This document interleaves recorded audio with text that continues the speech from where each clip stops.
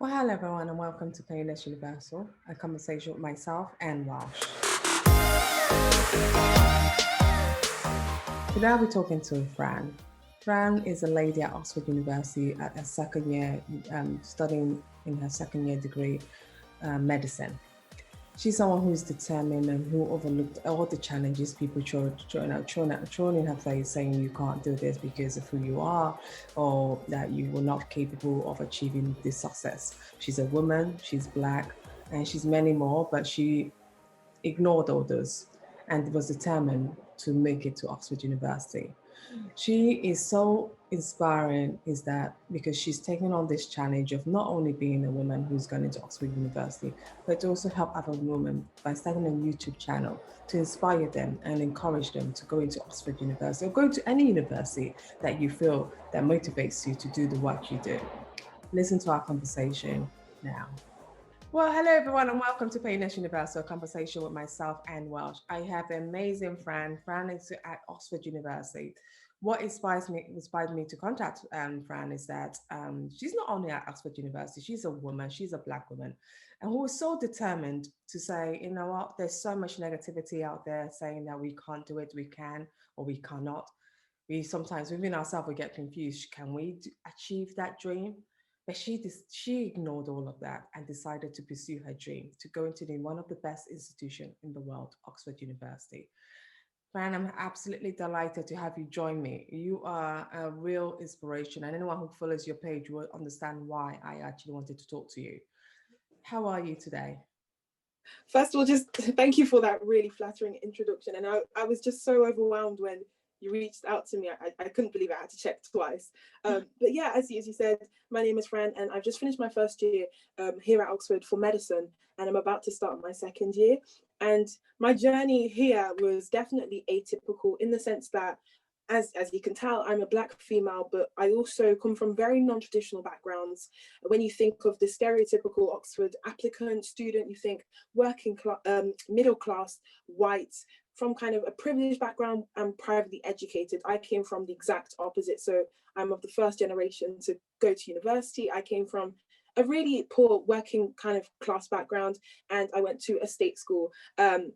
So yeah, it wasn't the easiest getting here because it meant that I really had to go above and beyond in terms of researching how to get here and also being my own motivation in a sense. But I'm not going to say that I did it all by myself. I had the incredible support of my parents who always support me in whatever I want to do, whether that be 5 years ago when I wanted to become an Olympic swimmer, or now when I wanted to strive to get into the best university in the world. And it's so surreal that I'm here. And for me, what keeps me going, because la first year was incredibly difficult for me, what kept me going was not only for myself but also for other people behind me, for my younger sisters who are looking up to me, to the younger generation who are looking up to institutions such as Oxford and are wanting to see themselves being represented in these spaces. Because as I've spoken previously before on my own platforms, representation and seeing physical role model who embodies who you are in the places you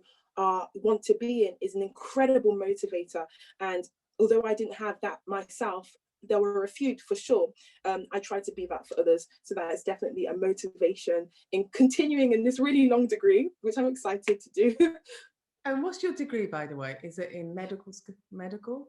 So here it's a 6-year medical degree. They split it into preclinical, so 3 years preclinical, learning all the science, and then 3 years clinical in the hospital, and then you graduate at the end. Well, congratulations. I'm absolutely glad you took on that challenge, because in the world today where science is STEM education is very important, and as a girl in particular, you braved it and you went ahead to choose that kind of very, very hardcore subjects. In I always reflect back on when I remember going to university when we had to apply. We had the six university choices, which I think is now five. Yeah. And when you were applying, or even before, what gave you that hope and inspiration to say to yourself, even though I look at everyone and people are not like myself, I'm so determined to get to this university? What inspired you to do that?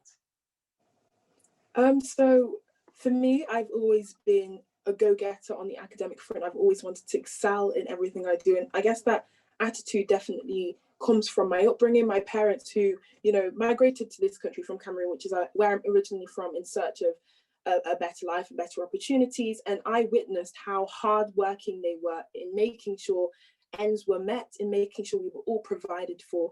And that kind of work ethic definitely was ingrained in me from young. So I have flashbacks and memories of my dad stressing the importance of education, because for a lot of people, education is that key to social mobility, especially when you don't come from a background where you have things handed to you. So from a young age, I was always striving to do really well.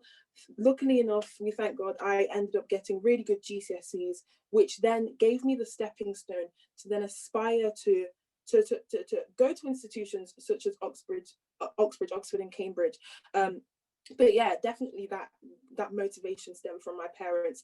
And what kind of solidified that for me was when I came to Oxford, the college I'm currently at, Brasenose College, at a summer school, and I saw it for the first time. I saw it, like, it wasn't just on the screen or YouTube videos. I saw it for the first time with my eyes, and I realized, especially when I was seeing the helpers and the ambassadors who looked like me, who came from similar backgrounds, I realized it was actually possible. It wasn't just a dream, it's a reality that I could make it here.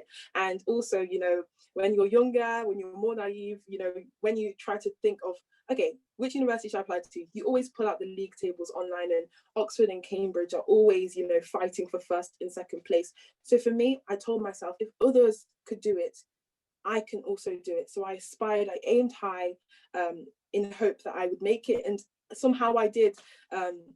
Yeah. Yeah, no, that is really wonderful that you did. Was the A level studying for the A levels, were they challenging, or how did you organize your time?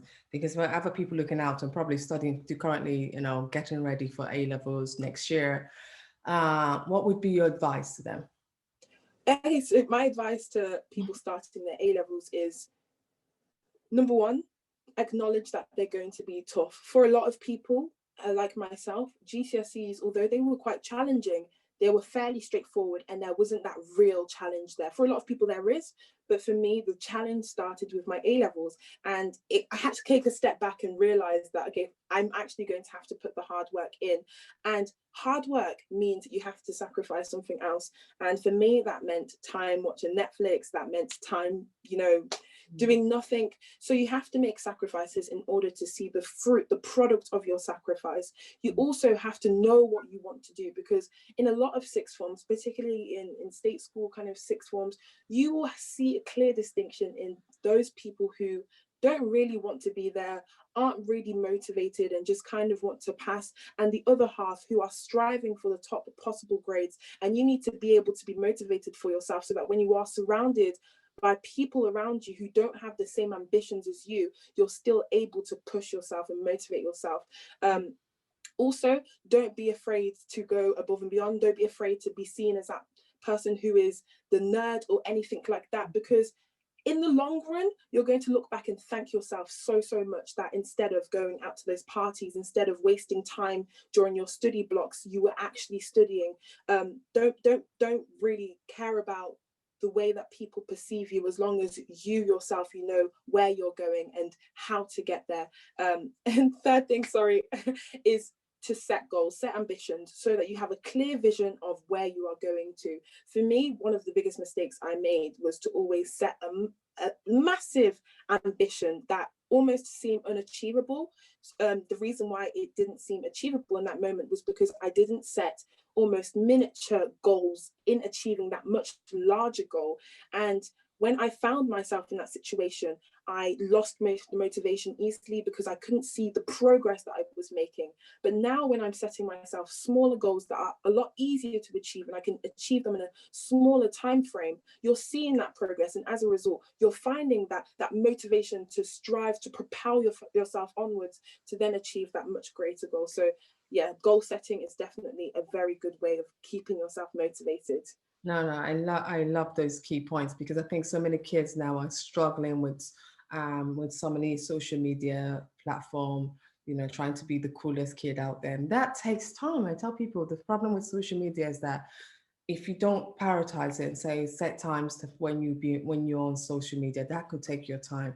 And instead of Mm, spending that time on just doing valuable work that will add, mm, shift your grade from a C to mm, a B, from a B to an A, it takes commitment and determination. If you're not really to put that in because you want to please others on social media who you probably never meet, then you've just set yourself backwards. And that's what I love. And I think it's what a word that I'm trying to really get out to the young people out there. I'm so glad that mm. you just summed it all. That it's really consistency, hard work, and commitment in setting clear goals, but starting with smaller ones and going up to bigger ones. Yeah. No, Fran, thank you for that, saying that.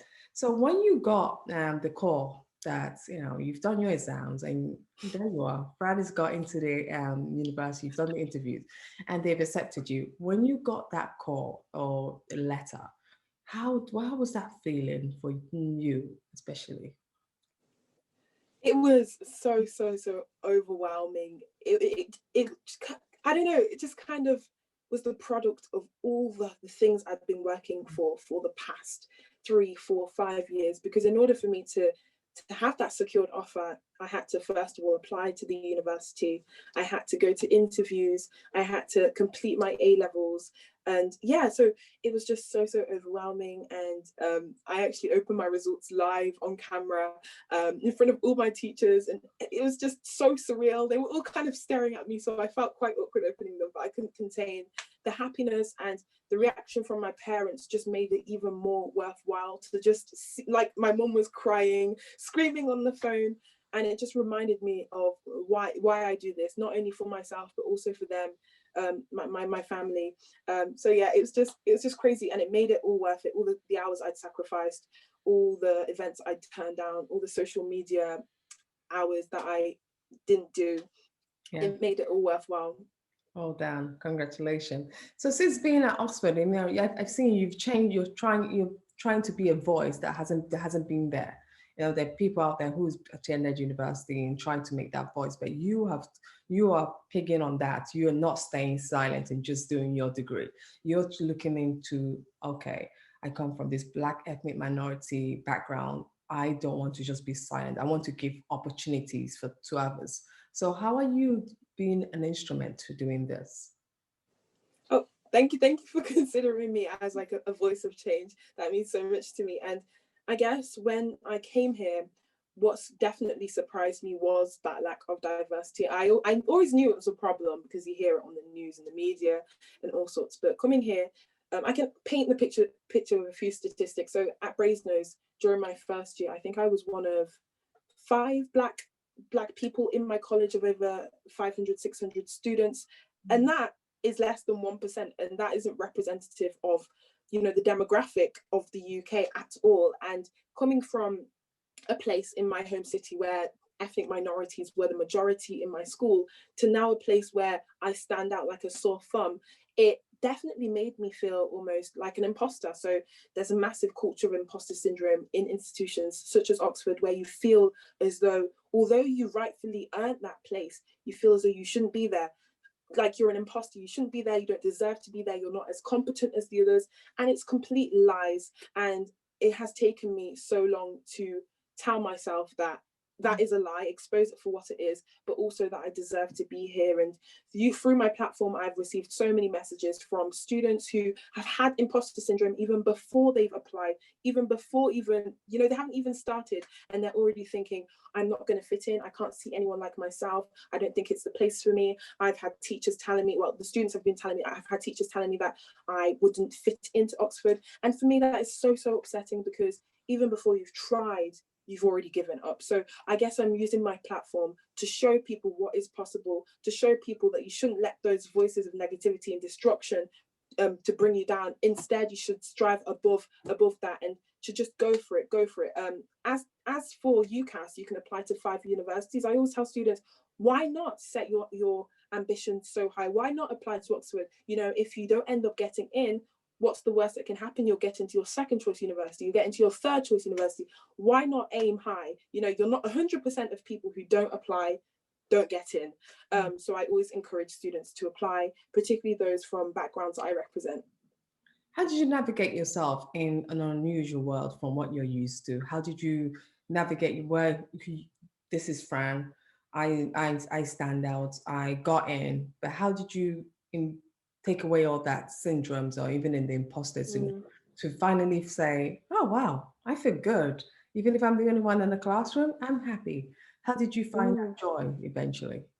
So when I was kind of reflecting in retrospect on first year, I noticed a clear distinction and correlation between when I felt most imposter syndrome, and that correlated when I felt most lowest, and when I felt the least imposter syndrome, and that correlated with when I felt the most highest almost. And when I was feeling the most imposter syndrome, that was when I was almost trying to fit in, change my identity to resemble the norm almost as much as possible. So trying to conform to what the standard Oxford student is like. And in that time, I was almost kind of rejecting who I was, my heritage. And of course, I wasn't finding happiness in that because, you know, I wasn't being myself. I wasn't being myself. And it took a long time to realize and to embrace who I was, despite the fact that I am one of few.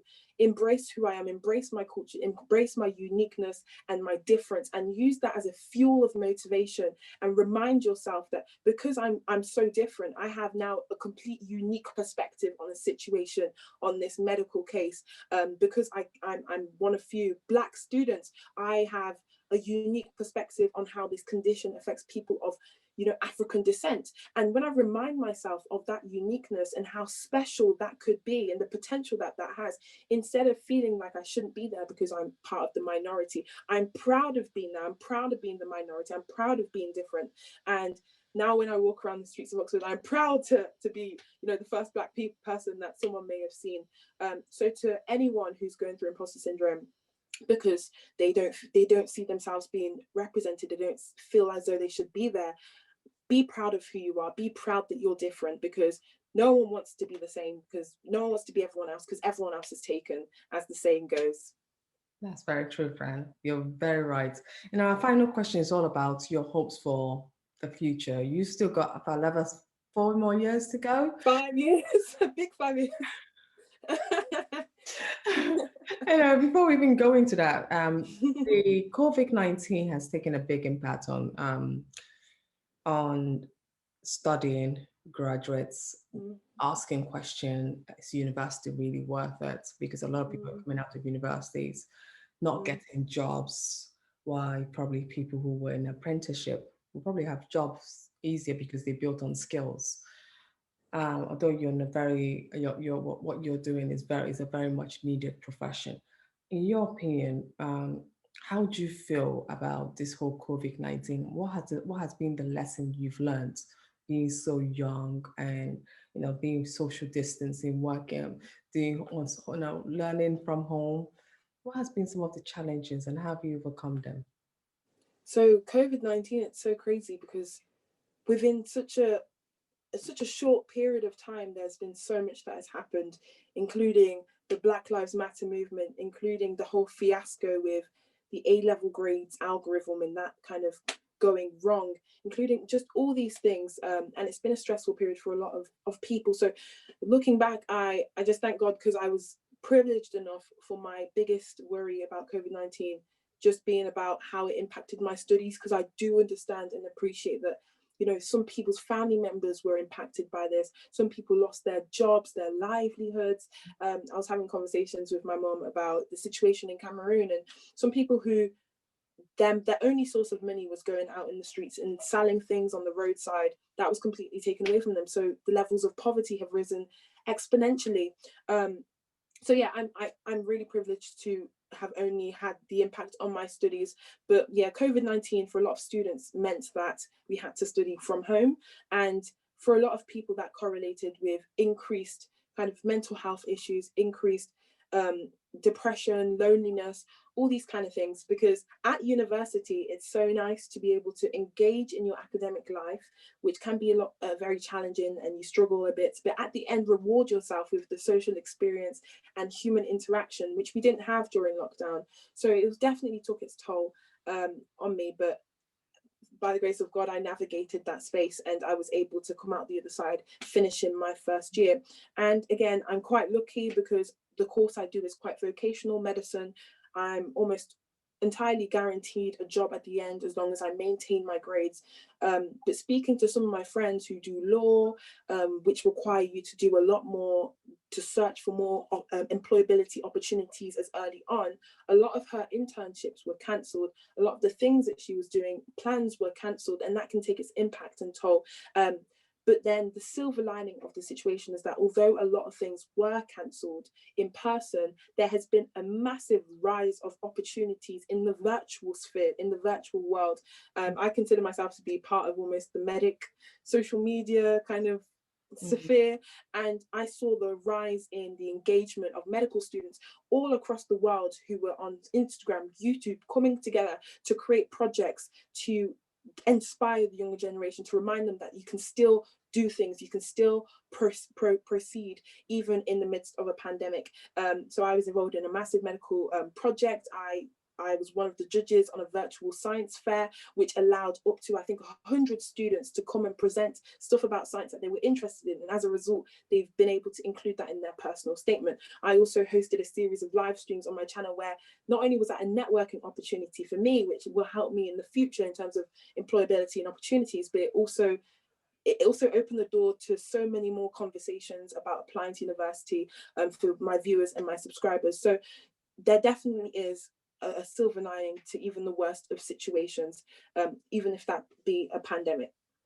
I love that. I love that. And that's what I've been hearing lately is that, yeah, the pandemic and so many things bad came out of it. But if you look at the opposite side, we were able to use this time to do things we never thought we would, we had the ability to do. We didn't know we could utilize them, media in such a way of that we could still connect with people or learn new skills. And I'm really pleased with that. So final question, what is your hope for the future for people in for the younger generation looking to join you one day at Oxford University or even go to university as well? What is your hope for the future? I guess my biggest hope for the future is I've been very much involved in the access and widening access and participation landscape of university, just to kind of see the playing field leveled, to not have anyone feeling that they don't deserve to be somewhere, they don't deserve to be in an institution just based off their skin, which is a factor that they can't control, just based off their parents' income, which again is a factor that can't be controlled. I just want, education is such a powerful tool. It's such a way of mobilizing society, and for a lot of people, their only way. I just want to see access to that equalized and the playing field. So yeah, it would just make me so happy if I get to the end of my degree, which is in half a decade, and I look back and I just see so many students kind of following in my footsteps and people like myself. And yeah, I guess they're my hopes in regards to that. Well, Fran, thank you so much for the time this morning. I know how busy you are, but you've taken that time out to really speak to me and share your story, and hopefully inspire others who are looking up to you, to tell them that this can be done. And you really have summarized it well, that it can be done. It takes a lot of motivation, commitment, hard work, and also takes a lot of being able to retool yourself. It doesn't matter what situation, what life throws at you, but be able to throw it back, like be able to adjust. If you're in Yes. a cup, you adjust that cup. Whatever thing you put the water in, the water always adjusts. So you put yourself like that. And that's something I always live by myself. Thank you so much. And I wish you a very successful studies at Oxford University with your medicine, and all the best in everything you do. Thank you so much for inviting me once more. Thank you.